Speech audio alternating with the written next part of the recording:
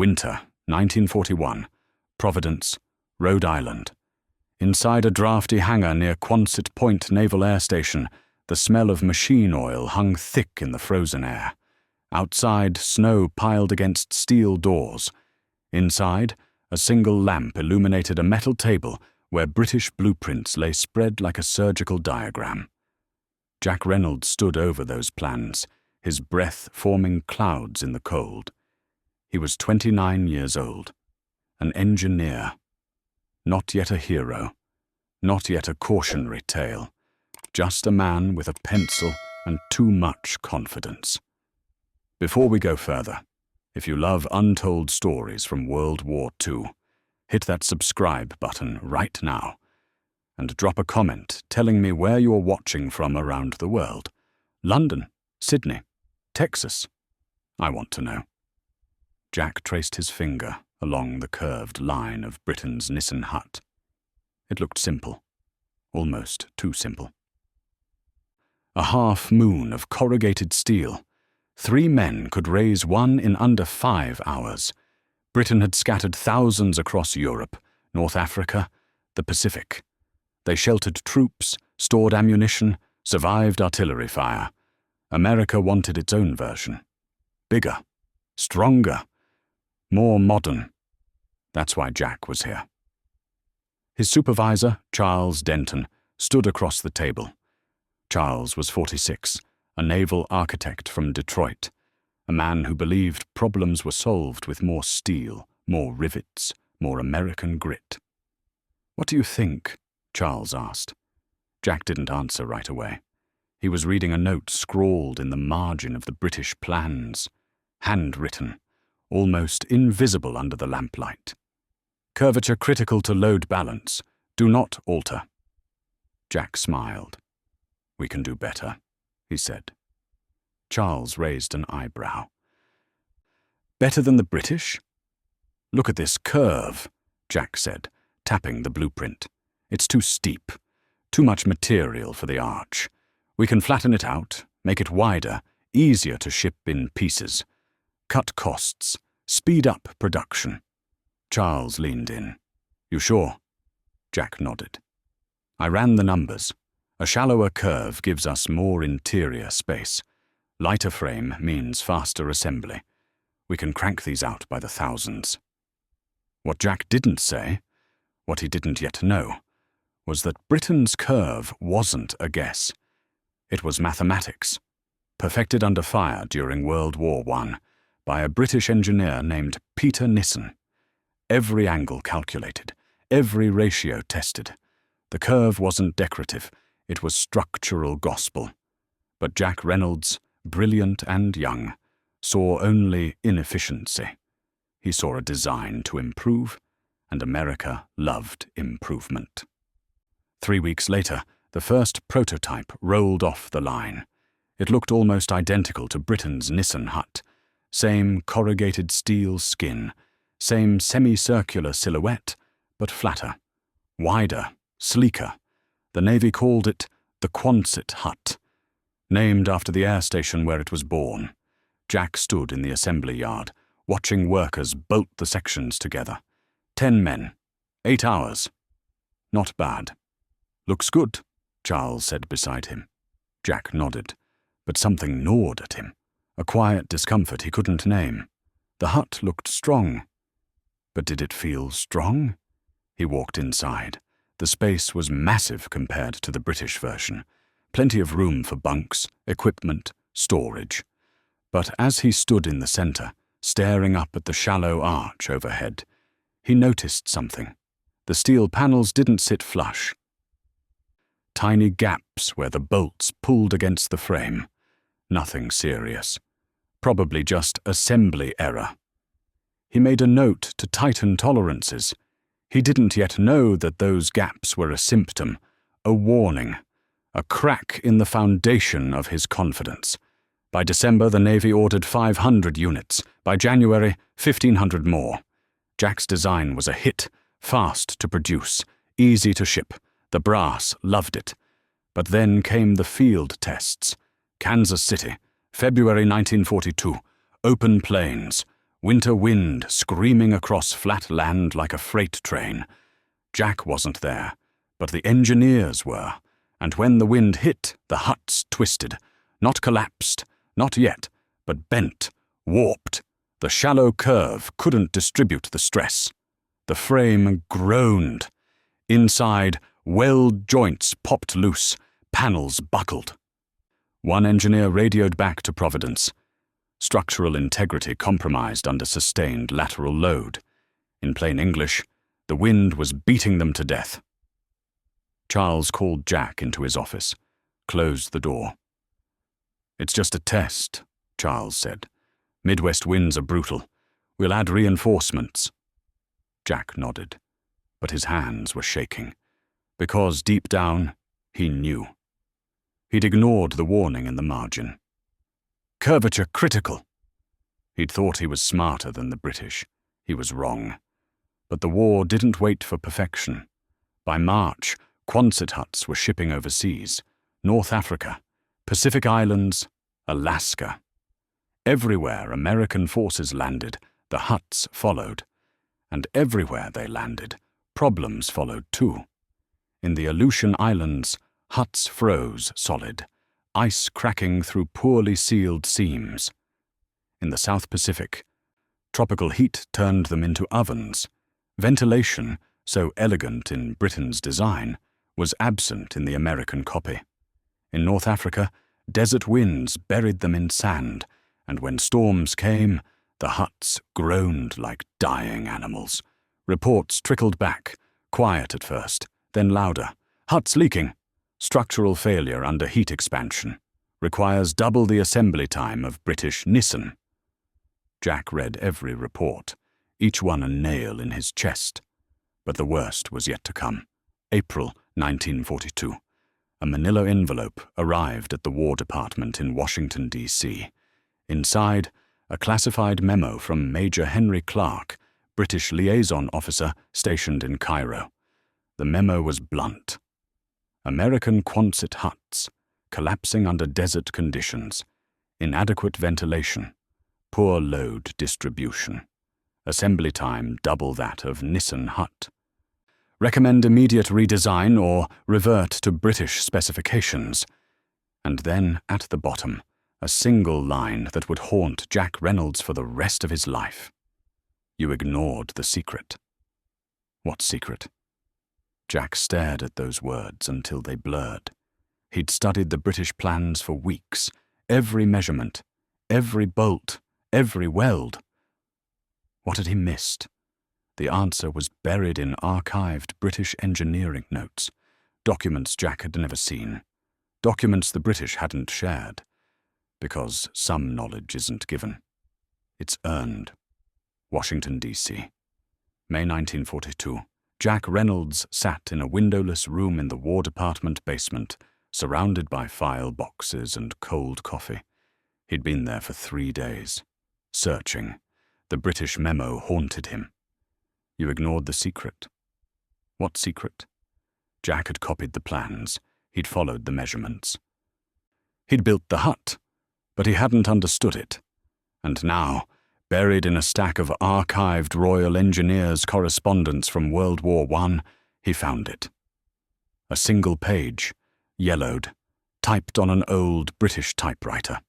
The header read, "Nissen Hut Structural Analysis, Curvature Constant, Classified." Jack's hands trembled as he read. The British hadn't guessed their curve, they'd calculated it. A specific ratio, arc height to base width, 1.618 to 1, the golden ratio, not decorative, not traditional. Mathematical perfection for distributing stress across a curved surface. Every pound of wind, every ounce of weight, every vibration from shell fire, the curve absorbed it, spread it, neutralized it. Peter Nissen, the original designer, had tested dozens of prototypes during World War I. Different heights, different widths, different materials. Only one ratio worked flawlessly, and Jack Reynolds, in his rush to improve the design, had rounded it off. He'd made the curve shallower to save steel. He'd made it wider to add space. He'd made it flatter to simplify shipping, and in doing so, he'd broken the very thing that made the Nissen Hut genius. Jack closed the folder. He felt sick, but the war machine didn't stop for regret. By June 1942, American factories were producing Quonset Huts by the thousands. Assembly lines in Pennsylvania, Ohio, California, steel pouring, rivets flying, workers building faster than anyone could inspect. The Navy was thrilled. The huts were cheap, mass-produced, American-made, and they were failing everywhere. Jack started receiving letters, not official reports, personal letters, from soldiers, engineers, commanders in the field. One, from a lieutenant in the Aleutians, said, "The huts can't handle the wind. We've reinforced them with sandbags and timber, but every storm tears something loose. The British huts on the other side of the base are fine. Ours aren't. What happened?" Another, from a supply officer in Tunisia, "Your huts are ovens. Men are passing out inside. We've had to rig tarps for shade. The British huts have vents built into the design. Yours don't. Did anyone test these in the heat?" And the most damning, from a construction battalion commander in the Pacific, "We can build a British Nissen in 4 hours with 3 men. Your Quonset takes 8 hours with 6 men. The design is harder to assemble, not easier. What were you thinking?" Jack kept every letter. He showed them to Charles. Charles read them in silence, then looked up. "The brass doesn't care," Charles said. "We're producing them faster than anyone else. That's what matters." "But they're failing," Jack said. "They're good enough." "Good enough isn't good enough." Charles sighed. "Jack, we're at war. Perfect doesn't exist. We build, we ship, we move on." Jack wanted to argue, but what could he say? He'd designed the hut. He'd signed off on the plans. The failure was his. Summer 1942, North Africa. American forces were flooding into the desert. Thousands of troops, hundreds of supply depots, and with them, Quonset huts. But the desert revealed every flaw. During the day, the huts baked. Metal walls radiated heat like furnaces. Inside, temperatures hit 130 degrees.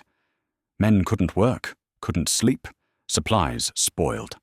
At night, the temperature dropped 60 degrees. The metal contracted. Seams split, bolts loosened, and when the sandstorms came, the Kamsin winds, the huts screamed. The shallow curve couldn't deflect the wind. It caught it, funneled it, amplified it. Panels ripped free, roofs peeled back. Entire huts collapsed into twisted heaps of steel. Meanwhile, 100 yards away, British Nissen huts stood firm, weathered, dust-covered, but standing. The soldiers noticed, and they started asking questions. Major Henry Clark, the British liaison officer who'd written the damning memo, visited an American base outside Cairo. He walked through rows of collapsed Quonsets, bent frames, torn panels, equipment ruined. Then he walked to the British section. Rows of Nissen huts, intact. An American colonel approached him, angry, embarrassed. "Why are yours still standing?" the colonel asked. Clark didn't gloat. He simply said, "Because we didn't try to improve them. We built them the way they were meant to be built." The colonel stared at him. "What's the difference?" Clark knelt beside a Nissen hut, ran his hand along the curve. "This arc," he said, "it's not arbitrary. It's engineered. The height, the width, the ratio. It's all calculated to distribute stress evenly. Your version changed the ratio. You made it flatter, wider. You thought you were improving it. But you broke the balance." The colonel was silent. "You copied the form," Clark continued, "but not the wisdom." That phrase would appear in Clark's next report, and it would haunt the American Engineering Corps for decades. Back in Providence, Jack Reynolds requested permission to travel to England, to study the original Nissen huts, to see them in use. To understand what he'd missed. The Navy approved. August 1942. Jack boarded a transport ship bound for Liverpool. The crossing took 2 weeks. He spent the time alone, staring at the ocean, thinking about the letters, the failures, the men suffering in huts he'd designed. When the ship docked, Jack didn't waste time. He went straight to a Royal Engineers base outside Liverpool, a training facility where new Nissen Huts were assembled daily, and there, in the cold British rain, he watched 3 men raise a Nissen Hut in 4 hours. No power tools, no cranes, just hammers, bolts, and experience. Jack timed them, took notes, photographed every step, and then he went inside. The curve was steeper than his, the space was smaller, but the structure felt solid, unshakable. He tapped the walls, checked the seams, studied the ventilation slots built into the design. Everything was intentional. Nothing was wasted. It was elegant. And Jack realized something that made his chest tighten. The British hadn't built the hut for glory. They'd built it for survival. Every choice, every curve, every bolt, every vent had been made under the pressure of war, under scarcity, under the knowledge that failure meant death. America had built the Quonset for production. Britain had built the Nissen for purpose, and purpose had won. Liverpool, England. September 1942. Jack Reynolds stood in a cramped office at the Royal Engineers headquarters, face to face with the man who'd designed the original Nissen Hut during World War I. Colonel Peter Nissen was 71 years old now, retired, grey-haired, but his eyes were sharp. He'd agreed to meet the American engineer who'd improved his design. Jack didn't know whether to feel honored or ashamed. "So," Nissen said, pouring tea into chipped cups, "you're the one who made my hut wider." Jack nodded. "Yes, sir." "And flatter." "Yes, sir." Nissen handed him a cup. "And now it's falling apart." Jack's throat tightened. "Yes, sir." Nissen sat down, gestured for Jack to do the same. "Tell me," Nissen said, "when you studied my plans, what did you see?" Jack hesitated. "I saw a shelter. Simple, effective, but with room for improvement." "Improvement," Nissen repeated. He smiled, but it wasn't kind. "And what did you think needed improving?" "The curve was too steep, used too much material. I thought a shallower arc would be cheaper," Nissen finished. "Yes." "Faster to produce?" "Yes." "More American?" Jack said nothing. Nissen sipped his tea, let the silence stretch. "Do you know," Nissen finally said, "how many prototypes I built before I found the right curve?" Jack shook his head. 47. Jack blinked. 47 different heights, widths, materials, ratios. Nissen leaned forward. "I tested them in wind, in rain, under shelling. I watched them buckle, collapse, twist. I buried men who were inside when a bad design failed." Jack's chest felt hollow. "And after 47 failures," Nissen continued, "I found one ratio that worked, one curve that could withstand everything war throws at it. Not because it was pretty, not because it was traditional, because it was right." He stood, walked to a filing cabinet, pulled out a leather-bound notebook. "This," he said, placing it on the table, "is my field journal from 1916. Every test, every failure, every calculation." Jack stared at the notebook. "The curve isn't a guess, Mr. Reynolds. It's geometry, physics, mathematics. The arc height to base width ratio of 1.618 to 1, the golden ratio, distributes stress evenly across the entire structure. Flatten the curve, and you concentrate stress at the base. Widen it, and you lose rigidity.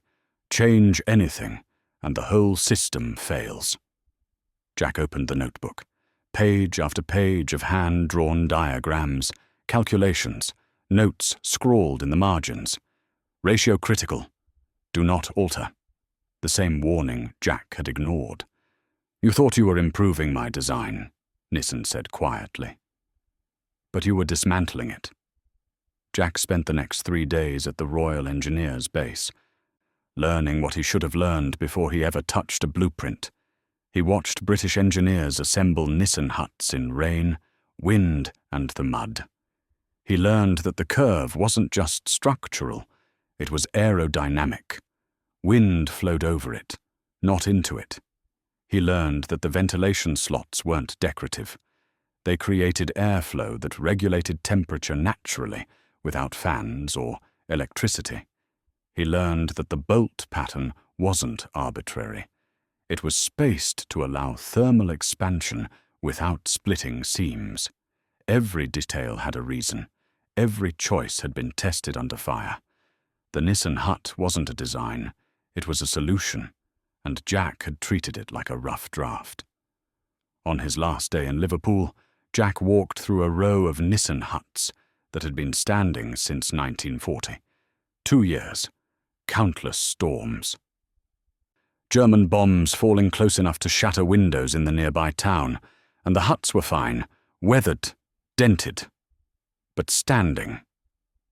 Jack thought about the Quonset huts back home. Some had failed in weeks. He thought about the letters from soldiers, the collapsed roofs, the unbearable heat, the wasted materials, and he thought about what Colonel Nissen had told him before he left.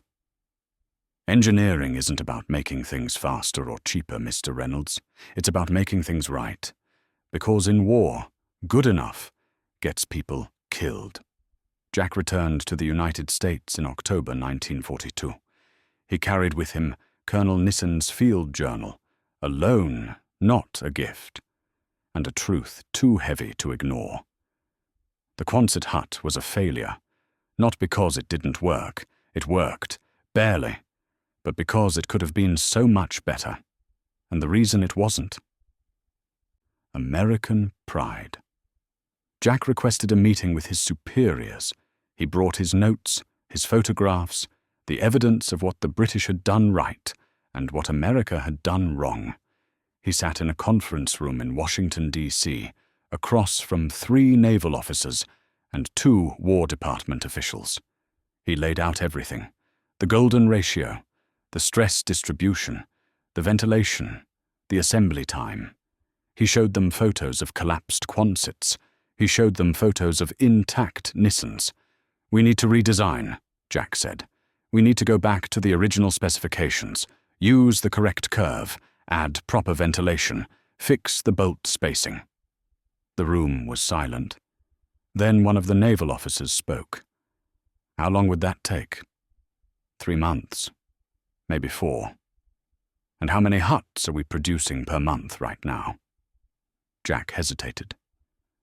"About 1,500. "And how many would we lose during a redesign?" Jack saw where this was going. 6,000. Maybe more. The officer leaned back. "We're not stopping production, Mr. Reynolds. But they're failing. They're functional. The troops are using them. We're winning the war." The officer's voice was firm, not cruel, just practical. "We don't have time for perfection." Jack wanted to argue, but what could he say? They were right. The war didn't wait for elegance. Jack's final report was submitted in November 1942. It was thorough, honest, damning. It detailed every flaw in the Quonset design, every shortcut, every failure, and it recommended immediate redesign. The report was filed, and then buried.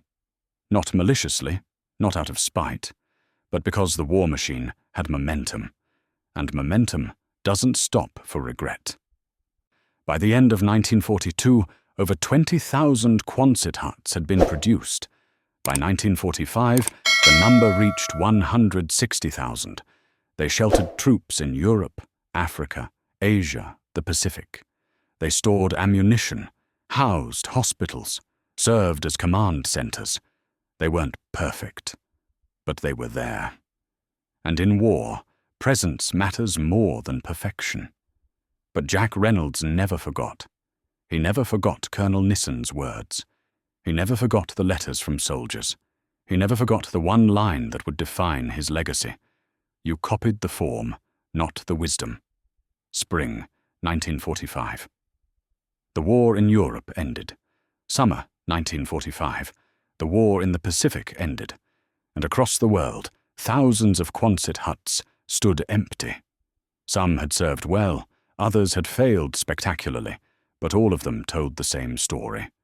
America had built for speed, not wisdom. And the cost? Harder to measure than lives or bullets. It was measured in inefficiency, in wasted material, in soldiers sweating in metal ovens, in roofs that collapsed under snow, in seams that split under desert heat. The British Nissen huts, meanwhile, remained. Thousands of them, still standing, still functional. Many would stay in use for decades after the war. Some are still standing today. But the Quonset huts, most were abandoned within 5 years. Jack Reynolds returned to civilian life in 1946. He took a job at a small engineering firm in Boston. Quiet work, bridges, buildings, nothing glamorous. He never spoke publicly about the Quonset hut, never gave interviews, never wrote a memoir, but those who knew him said he carried the weight of it.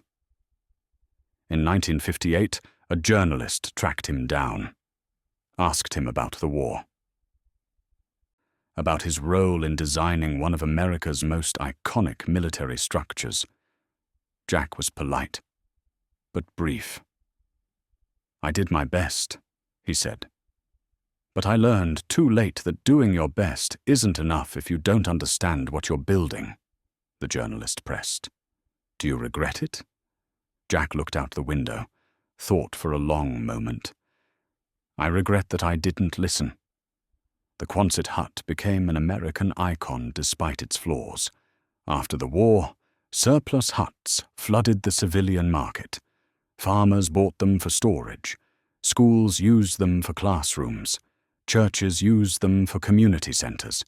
They were cheap, abundant, practical. And for a generation of Americans, they were symbols of the war effort, of American ingenuity, of can-do spirit. But engineers knew the truth. The Quonset was a compromise, a copy that missed the point. In engineering schools, it became a case study, not in success, in overconfidence. The Quonset hut paradox, how mass production can outpace understanding, how speed can mask failure, how pride can blind you to wisdom. Decades later, rusted Quonset huts still litter abandoned military bases across the American Midwest. Desolate, forgotten, their curved steel frames bent and twisted by time. Some have collapsed entirely. Others lean like tired old men. Drive through rural Kansas, Nebraska, Montana. You'll see them, half buried in weeds, spray-painted by teenagers, homes for birds and ghosts. They're monuments now. Not to victory, not to innovation, but to the lesson America learned too late. Sometimes copying isn't enough. Sometimes you have to understand. In Britain, Peter Nissen died in 1930, long before World War II. He never saw his hut become a global legend, never knew that his design would shelter millions, never knew that an American engineer would try to improve it and fail. But his legacy endures, not just in the huts that still stand, but in the principle he proved. Good design isn't about aesthetics. It's about physics, mathematics, truth. And truth doesn't care about pride. In 1995, a documentary filmmaker visited one of the last remaining Quonset hut production facilities in Rhode Island. It had been converted into a museum. Inside, dusty blueprints hung on the walls, photographs of workers, propaganda posters. and in a corner, a small brass plaque. It read, "In memory of the engineers who built in haste, and the soldiers who lived with the consequences." The filmmaker asked the museum curator about Jack Reynolds. The curator pulled out a file, showed him Jack's final report from 1942, the one that had been buried. "He tried to fix it," the curator said, "but the war didn't wait." The filmmaker read the report, page after page of honest failure, and on the last page, a single handwritten note. "We copied the form, not the wisdom." Jack had written it himself. Decades later, it would become the most quoted line in engineering ethics courses across the country. Today, if you visit the Imperial War Museum in London, you can walk through an original Nissen Hut. Fully restored, historically accurate. It's small, cramped. The curve feels steep when you're inside. But it's solid. You can feel it. The hut doesn't creak, doesn't groan, it just is. And if you read the plaque beside it, you'll learn that many of these huts served for over 50 years after the war. Some are still in use. In contrast, you won't find a restored Quonset Hut in any major museum. Not because they weren't important, but because most of them didn't survive long enough to be worth restoring. So what's the lesson? It's not that America failed. America won the war, produced more, shipped faster, built bigger. The lesson is subtler. Genius isn't loud. It doesn't announce itself with fanfare. It hides in the details, in the curve of an arch, in the spacing of a bolt, in the quiet wisdom of an engineer who tested 47 prototypes because he knew lives depended on getting it right. Peter Nissen wasn't famous, wasn't celebrated during his lifetime, but his hut outlasted empires. Jack Reynolds was brilliant, ambitious, confident. But his shortcut outlasted his reputation. If you visit an abandoned airfield in Kansas today, you might find a Quonset Hut, rusted, collapsed, forgotten. Stand beside it, touch the twisted steel, and ask yourself, what shortcuts am I taking? What warnings am I ignoring? What wisdom am I too proud to learn? Because the story of the Quonset Hut isn't just history. It's a mirror.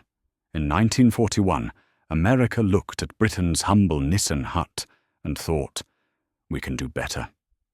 And in a way they did. They built faster, produced more, shipped farther, but they didn't build wiser. And wisdom, it turns out, is what survives.